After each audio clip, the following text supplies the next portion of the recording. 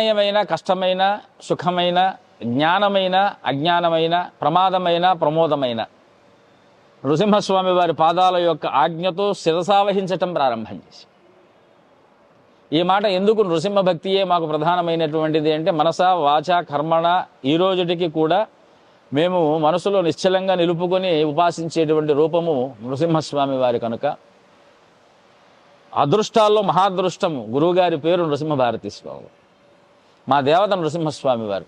అందుకే గురువుగారికి ప్రత్యేకగా అంటే గురు రూపంగాను దేవతా రూపంగాను మేము మఠంలో గురునారసింహస్వామి వారి రూపాన్ని ప్రతిష్ఠించుకొని స్వామివారిని ఆరాధన చేస్తూ ఉన్నాం.